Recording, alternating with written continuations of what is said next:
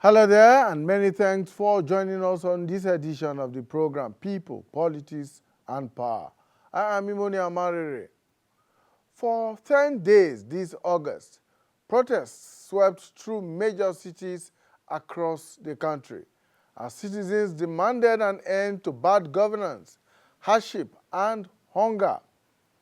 Although the protests were designed by the organizers as peaceful, it soon got out of hand in several places, resulting in violence, looting, and vandalism of public and private properties. Law enforcement agencies responded to the degeneration of the protests with a heavy hand in most places to avoid what they described as a complete breakdown of order. The consequence was that a yet to be determined number of persons were killed and injured. The president's broadcast in the heat of the protests, rather than calm frayed nerves, seemed to have further inflamed passions, as he did not address the fundamental demands of the protesters. The organizers are threatening to embark on another round of protests following what they say is the government's repression and insensitivity to their demands. Now, on the program today, we shall review the events of the last 10 days of protests and what lessons have been learned on all sides, if at all. Well, I have joining me in the studio Dr. Silvanus Dankoji. Dr. Dankoji is a lecturer in the Department of Theatre Arts, Theatre and Performing Arts at the Faculty of Arts, Ahmadu Bello University, Zaria. Thank you so much, Dr. Dankoji, for joining us. Thank you so much. We also expect to join us very shortly Mr. Alphonsus Eba. Mr. Eba is a Cross River State chairman of the All Progressives Congress, APC. Mr. Eba, thank you for joining us. Thank you. Good morning, Nigerians. Great. Good afternoon. And we're also joined by Ene Obi. Ene Obi is the former country director of Action Aid Nigeria. Thank you so much, madam, for joining us. Thank you, comrade. Good afternoon, Nigerians. Welcome. Right, so let me begin with you, Madam Ene Obi. 10 days of protests across the country that saw a lot of controversies, killings, and indeed injuries. If you were to sum it up in one way or the other, what would be your summary? Of the 10 days will be a serious attempt, because before the 10 days, there were a series of attempts to prevent the protest from holding. But Nigerians are Nigerians, and they will always, exercise their rights. And so I can say that the 10 days of agony, the 10 days of protest, but 10 days of activities in different directions. There's so many means that you can pull to it, but I think I congratulate everybody that participated in the protest. We preach non-violence. The violence action is the one that we really condemn, but allowing Nigerians. And then we saw activities like the government really trying to prevent, the people from protesting. One of the things that we saw during the protest or before the protest is the government of the FCT, the Minister of FCT and that of Lagos State going to get, court injunctions to confine protesters to a particular place. I've never seen anything where, like in the example in Abuja, we have the Unity Fountain, which people would have gathered safely. We have the Eagle Square, which they requested for, and everywhere was locked up, and they said citizens cannot have they do not have the right. How do you take people to the stadium and say, go and stay in the stadium? But all well and good, the fact is that there were religious leaders, the Tinubu administration, instead of paying attention to the issues that were raised, they brought in traditional rulers with different planes, into Abuja, religious leaders, telling them not to allow their subjects. Who are these things we are talking about? Hunger is real. Many Nigerians have been sentenced to death by hunger. A lot of them are in the market we go to. Everybody goes to the market, whether it's even the security people that were tear gassing people. We saw that some of the places where we had violence, the violence was started by security people. Because if you are not communicating with the people, and then you say people should go and protest, then you mobilize another group to come against them. They are dividing the citizens among themselves. But I can say it was a success because they dared to go out and will always dare. So because organizing does not start with the traditional rulers and end with them. If you know you're a responsible traditional ruler, you should even, I think many traditional rulers should even join the protest because hunger is real. But maybe they're in their comfort zone. In my lifetime, when I was young, no Nigerian was speaking from the dustbin. But now Nigerians are searching the dustbin for food. That's the failure of a generation, which we all have contributed to. The corruption in the land, nothing has been done. The president used one day. They told us the appeal was calm down, let the president, give him his only 1 year. But the president did not even look at his speech before he pronounced subsidy is gone. How can you tell us that subsidy is gone? When you have not even gone to the office to know what the subsidy really is? Have you been part of the process and you understand it so much that the best thing is to punish Nigerians? You are a country, the only OPEC country that does not refine, that is not refining oil.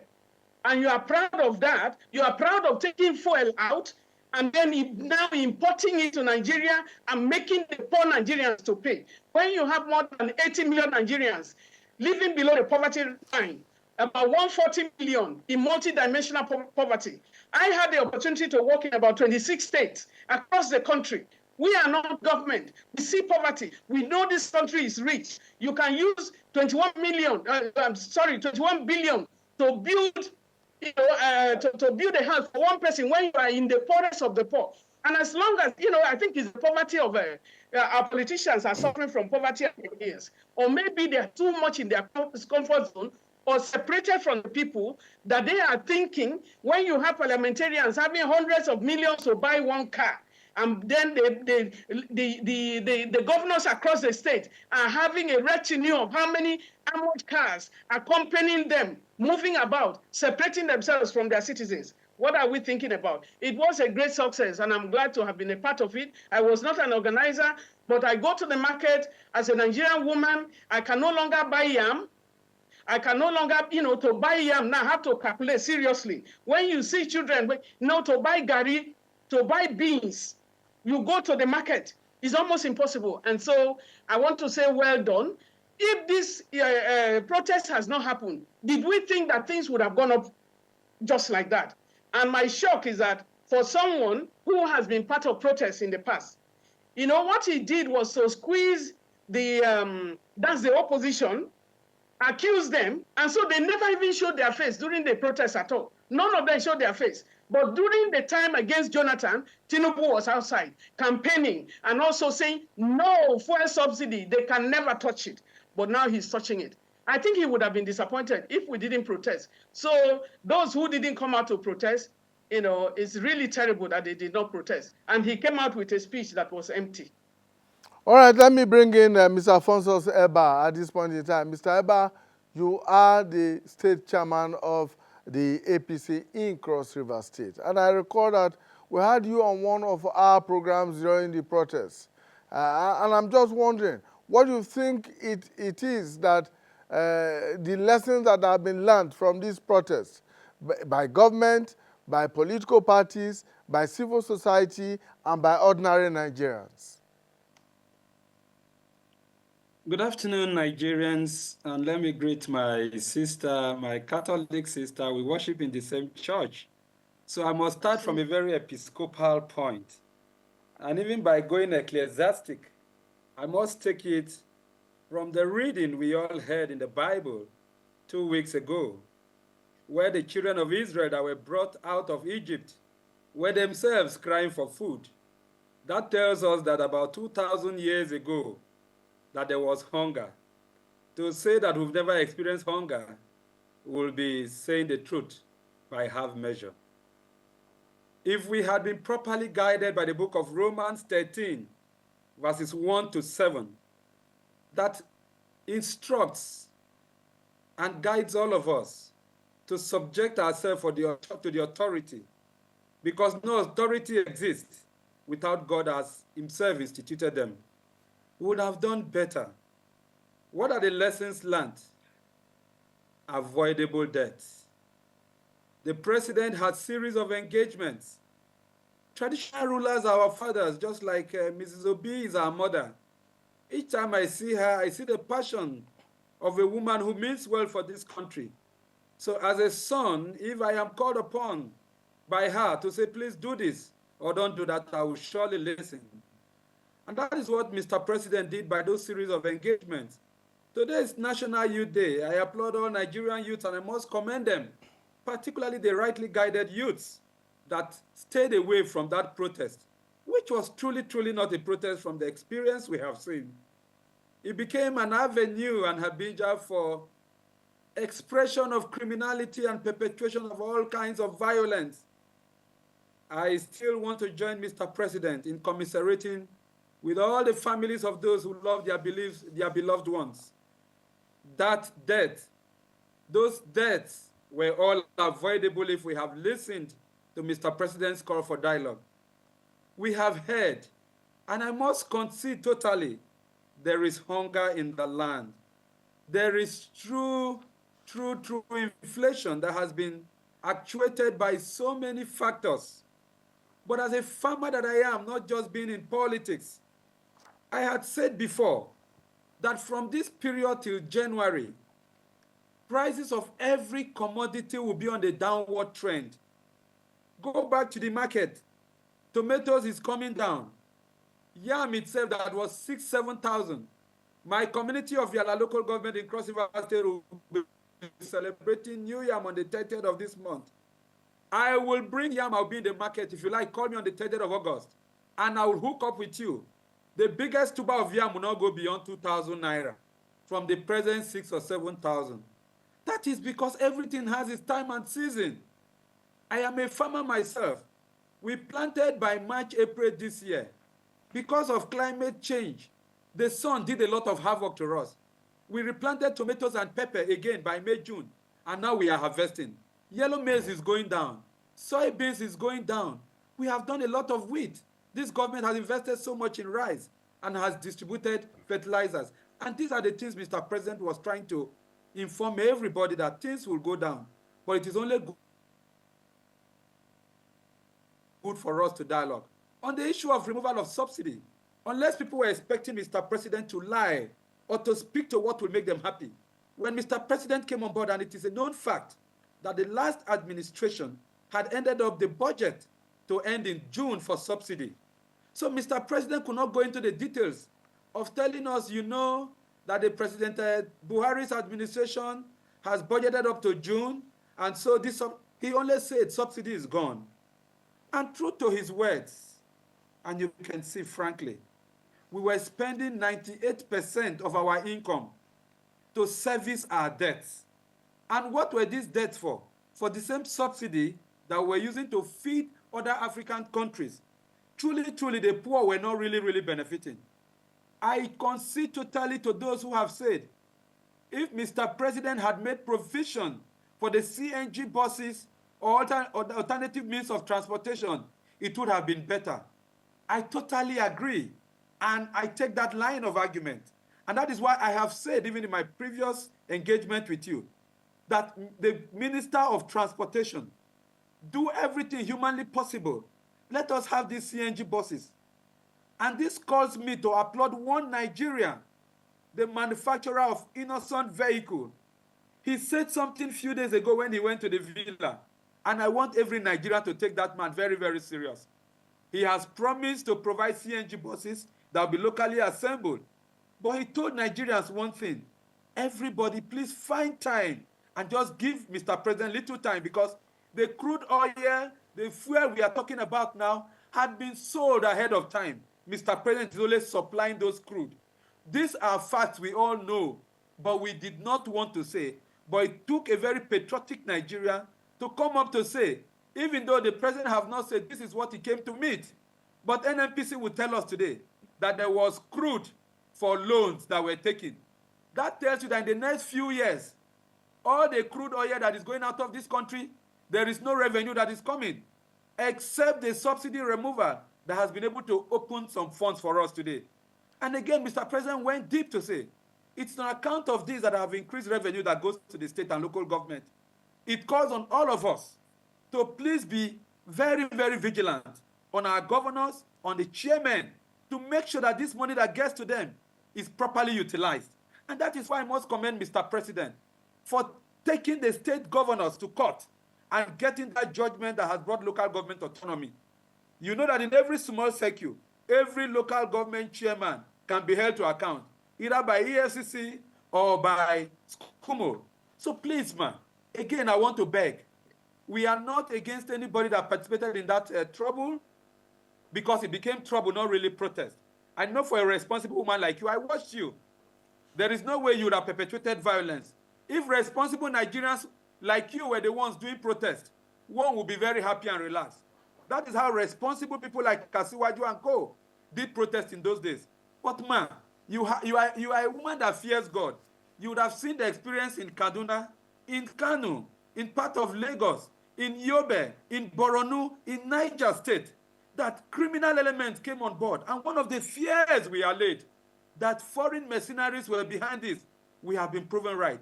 What were Russian flags being flown in Nigeria for? These are issues that the security agencies alerted us, and it came to pass. This is the time for dialogue. For those of us who are chairman of APC in Nigeria, I am not just a local breed from Cross River State. I am the national secretary of the forum. We are open to dialogue with you so that we can aggregate all these issues and take to Mr. President. We want Nigeria to work, please. All right, Mr. Eba, we will come back to the issue of dialogue. We need to know how that dialogue is going to take place and what are the avenues for such dialogue. But let me bring in Dr. Odankoji at this point in time. Dr. Odankoji, you must have, even if you were in faraway Zaria, you must have monitored the protests from across the country. Now, what were those things that you noticed? What are the lessons that you think that we have taken away from these 10 days of protests? Thank you so much. In order for us to fully appreciate the lessons that we have taken from these 10 days of activism, it will be good to look at it from the perspective of different stakeholders. So let's start from citizens, then we can look at government, we can look at security agencies, we can look at even the media.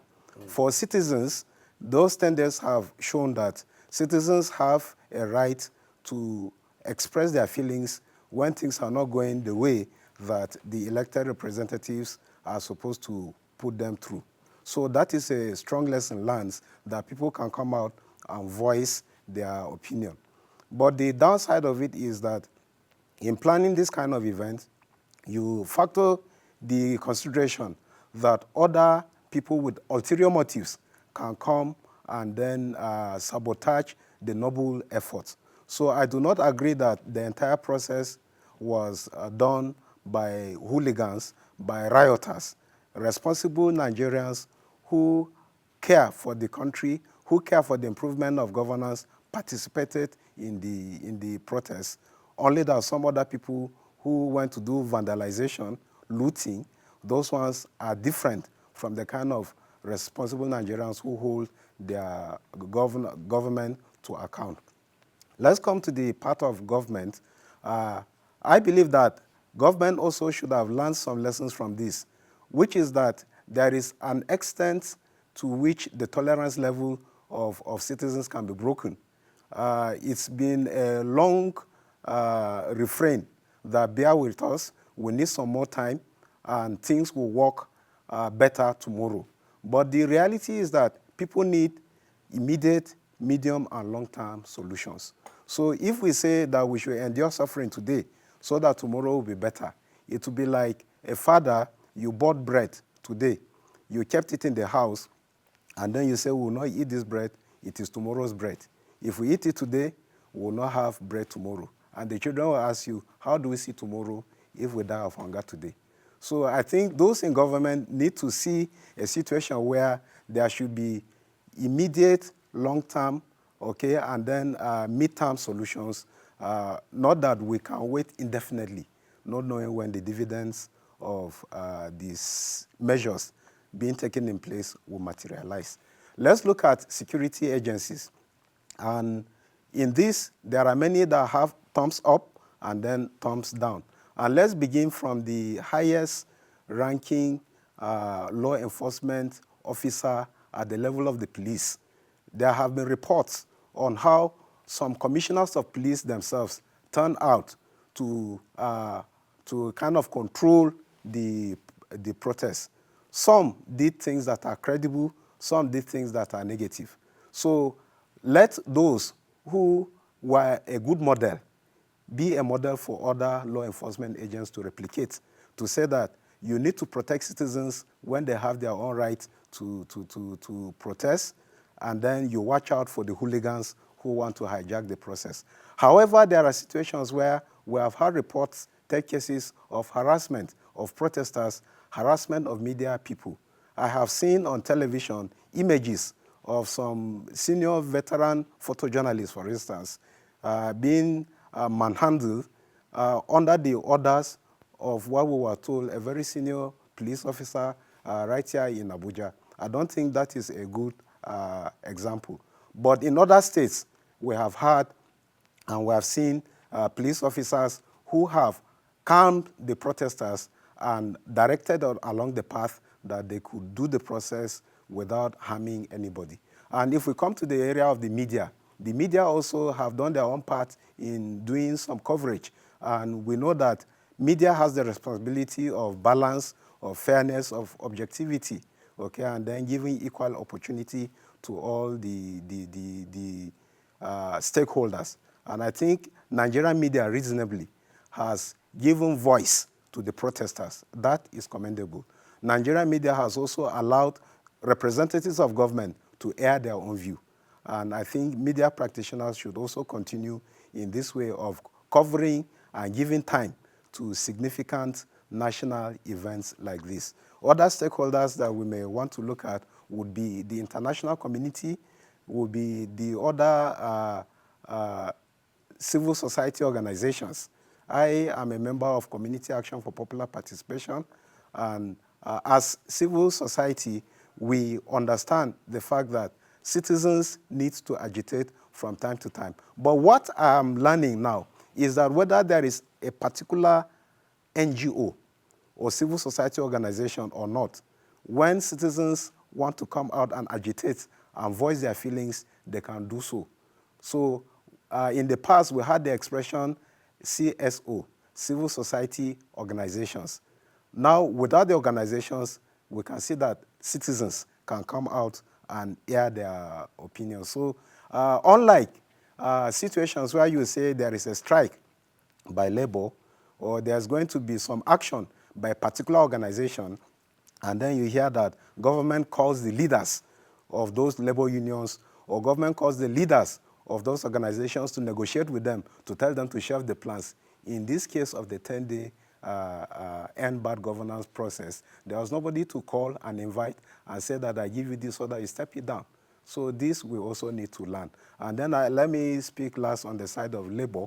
We heard about the harassment of, or the ransacking of the offices of the labor house here in Abuja. And I think there may be denial of who ordered what, who carried out the operation, who didn't do it. But I think what we should learn from that example is that may we not allow some actions by civil governance remind us of some repressive measures of military dictatorship. If during military dictatorship there was some activism by civil society, when we're in a political dispensation, citizens, labor should go about their businesses without any harassment, without any victimization. So I'm so unhappy about what I heard, the ransacking of the labor house and certain things of that nature, which is not good practice, and such should be avoided. So in the whole, we can say that there are positives from this experience, there are negatives, but it is important that we pick the positive so that we learn from history in order not to repeat the mistakes of history. Now, you just talked about the leaderlessness of the protest. Yes. Did that contribute to the situation where we saw looting, violence, vandalism, and all those negative factors? Would it have been different if there were identified and identifiable leaders of these protests? In a situation where we say there are students' activism like it happened in Bangladesh, you can say who is the leader of the students' group nationally, who is the leader of the students' group in this university, in that city, in that state.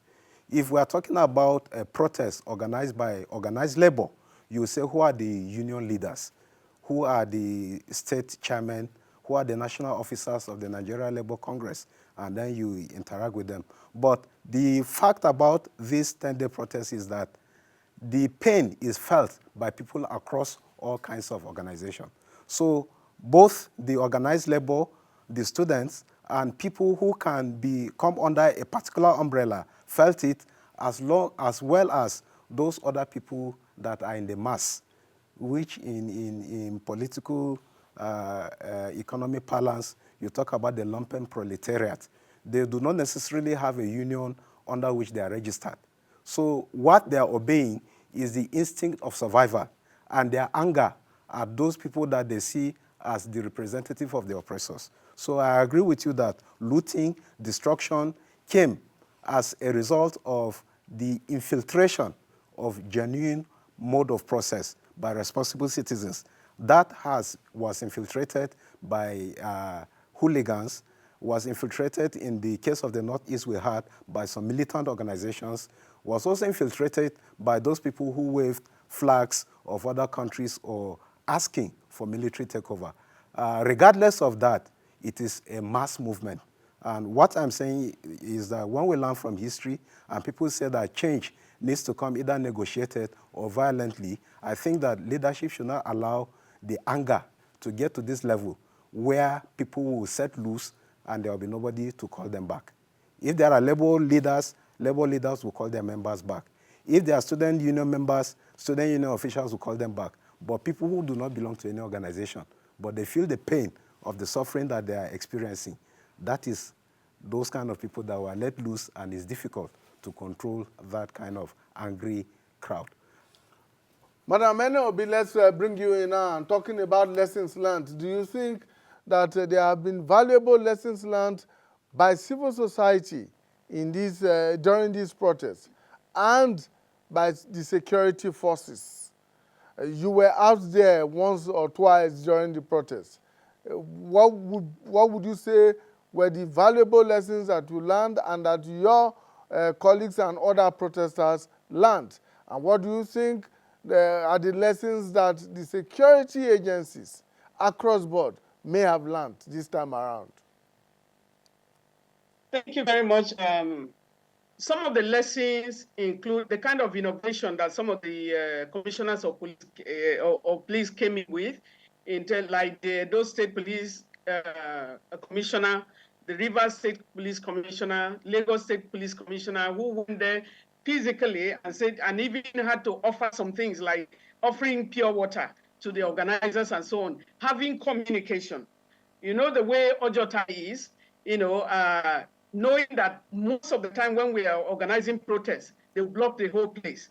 But because of the commissioner communicating with the people, they stayed out and allowed people to pass. So there is need for communication. And then leadership organizing.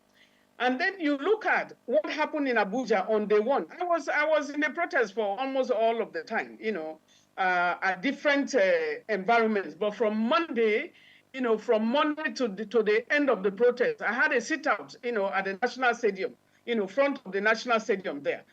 We just want to draw our attention to some of the things that happened. On the first day, yes, we're talking of lessons. But how do you ask people, the fact that you gave a court injunction to restrict protesters to the National Stadium meant that, and that is unconstitutional because that's against the Constitution. that says we have the freedom of association, freedom of movement, freedom of organizing belongs to the people. You gave that. But, these citizens are very law-abiding, and they are just trying to contain themselves. They put themselves there, and then, as people came in to protest, then there were 15 buses of pro-Tinubu. We know that they used to organize before. Whenever you organize anything, as we saw through NSAS, whenever you organize anything, the government will go and organize a counter. And they are turning the citizens against citizens. We saw that. That was one of the things that happened during NSAS. The protest was peaceful until the opposition started. And so, when you come with that, and then the 15 buses at the Moshood Abiola Stadium, at the end of the day, because the citizens had applied for Eagle Square, they moved straight. They eventually had to move because the other people had come.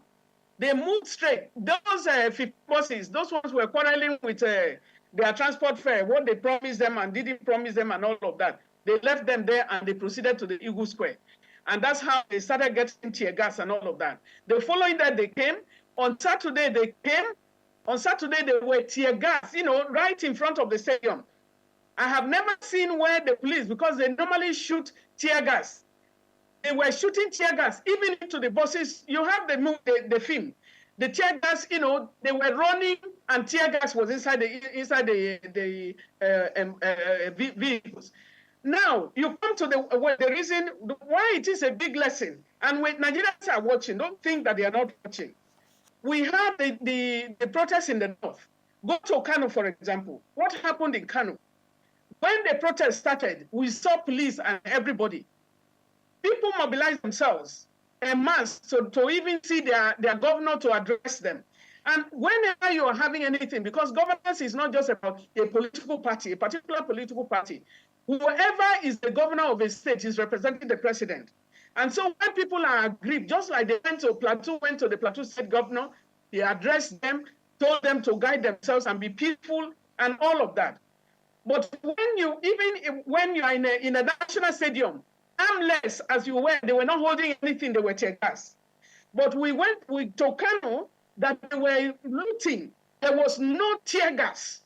All your media, I really commend the media for their reportage, but we can see through that there was nobody tear gassing anybody. Rather, they looting. We saw security vehicles that joined them. I want to bring, Alphonsus up to speed. In terms of, you are talking about EFCC. I can tell you I was a governance team leader in Action Aid. As of 2011, January 2011, EFCC confessed that they had about 400 cases against many people, many of the politicians, most of them were governors. Not a single case had been heard in court. About 100 cases were heard. But they have another 300 cases against majority of the parliamentarians that are there in the House of Parliament right now, in the Senate and in the House of Representatives, because many of the governors will loot and then will secure parliamentary seats, and then they go and get a cover. And so now, from 2011 to now, how many governors have we exchanged? How many governors, which sanctions are we having? Nobody's been sentenced anywhere. And billions and billions are being looted every day. I want to also come down when you're talking of being patient. The president knew that the budget of Nigeria was going to go off by end of June. Let me remind you that the government of Nigeria, they talked about that's the refinery, the Kaduna refinery. The Port Harcourt refinery was supposed to be on the stream. There was a heavy investment there. Nobody is asking questions of what happened. What happened there. And the 4 refineries we have, you have seen the example. Dangote got this in. I think you are saying that our crude have been mortgaged already. That is almost impossible. They need to let Nigerians know what is happening, because you cannot tell me that you have crude and you are refining, you are continually going to take. Is it a foreign power that have come and said you cannot sell your own oil, you cannot refine your oil and pay them back the money? I want to show an example because of the volume of young people that you saw on the street in the 10 days. You have Saudi Arabia. Saudi Arabia has 5 refineries.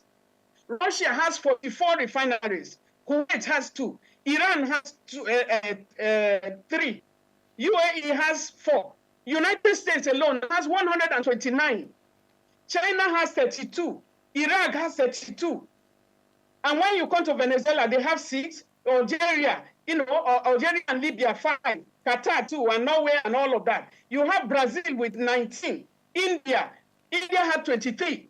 And then you have Nigeria 0. The list is long, but Nigeria is the only country. Who did we offend? Who did Nigerians offend? So the arithmetic is very simple. If you cannot refine your oil and you are taking it out, you have sold it. And now you go, the refined crude will be very, very expensive. One is that when the refineries are working, the byproduct of petrochemical, will lead to so many industries. But we have decided to sell all of that out. You have a population of more than 62% that are young people, able-bodied young people. They wake up every morning and they don't know where to go. And so when you are giving examples of saying, was it not president who opened his mouth the other day? If the Dangote refinery, look at Dangote refinery, for example. A Nigerian who invested, he bought land alone for $100 million, not 100 million naira. Any person, Nigerian leaders have been going out to attract investors. You have an investor that is sitting with you and say, I can do this. Then any government will say, let's provide a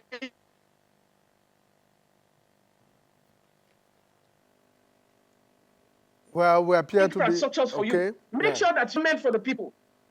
Okay, bring in employment for the people. With that employment, can you imagine how many refineries, how much, people will how many people, the population that the refineries will consume, those who will be employed and those who are watching with you. And so when you come down to try to tell us that you don't know what you are doing, during 2013, 2012, 2013, against Jonathan, Tinubu said no to fuel subsidy. And before the protest started, he was attacking all the oppositions. So none of them said a word. Opposition is supposed to bring out what the government is not doing well. And that's what he did in his own time. But he's accusing everybody, and so they have stayed away from all of that. He didn't prevent them from speaking out if they wanted to. He had accused them, and so everybody is taking a comfortable seat. And I'm amazed by the way some of the Nigerians went backward. And I want to again say, when you are looking at the Southeast and you are accusing and say they are not part of the protest, national unity is very, very important. The discriminative environment that we are having ourselves, that our leaders are singing. We have seen bandits and, comrade, you know that very well. You have seen people in the Niger Delta, for example. There were some militants there. They were forgiven and then they were rehabilitated. Then you have, you have the bandits. Thousands of them are being rehabilitated, even those who have killed thousands. But Nnamdi Kanu is being held. How many people did he kill? Why are you holding him? You are leaving, all of them are your children. Why are you pinpointing? And so you begin to accuse other people. So we condemn that and ask for the release of Nnamdi Kanu. We ask for the release of all the protesters that they have arrested. These are Nigerians. You know what the system has done is that they are creating monsters out of citizens. And that's very tragic. Okay. Most of the lessons, the core lessons I want to mention is that it has demystified the traditional rulers, the religious leaders, who are so comfortable in their own comfort zone because people are paying tax and they are all everybody is rich. They are not concerned that the poor Nigerian cannot buy garri. I was in a shop, comrade. I was in a shop where one gentleman squeezed out 200 naira, from dirty 200 naira, and gave it to the person I was going to buy things from, to say, give me 1 cup of garri. This is the life of the Nigerians now. But many people cannot even do that. I saw the person, of course, I bought some things for the person, but how many Nigerians? Many people are going to bed hungry every night. If he took you one pronouncement, recently he pronounced that they should give Dangote crude. So it is you who can command it. Who are we paying this thing for? Let me give you another figure. The Buhari administration, very terrible as it may be, They borrowed in the 8 years of Buhari administration, they borrowed 17 trillion. But now, in 1 year, the Tinubu administration has borrowed 16 trillion. Where are we going to?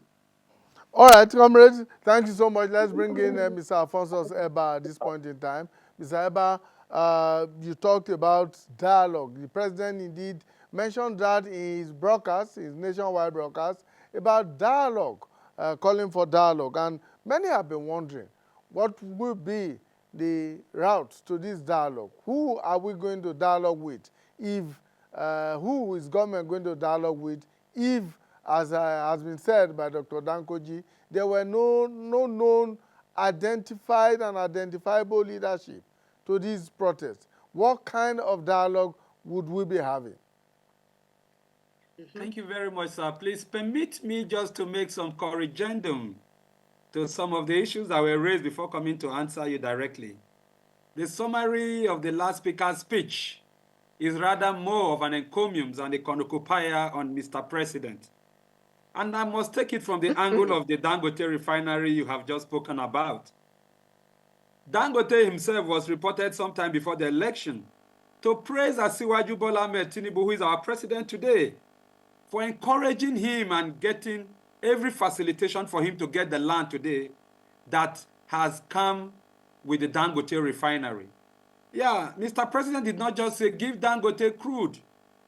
It was a decision of the Federal Executive Council where Mr. President is the head, saying, for this indigenous Nigerian that has done this much, let us give him crude using naira, not dollars.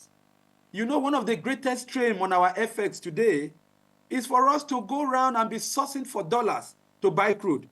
So Mr. President has done so much by saying, please, let us give crude to Dangote refinery. He has a 650,000 barrels per day capacity. And now the federal government is giving him 450,000 capacity, refining capacity per day. If you times that by the optimal refining capacity of 157 liters a day by 450, it means Dangote alone will be able to do 70,650,000 liters a day.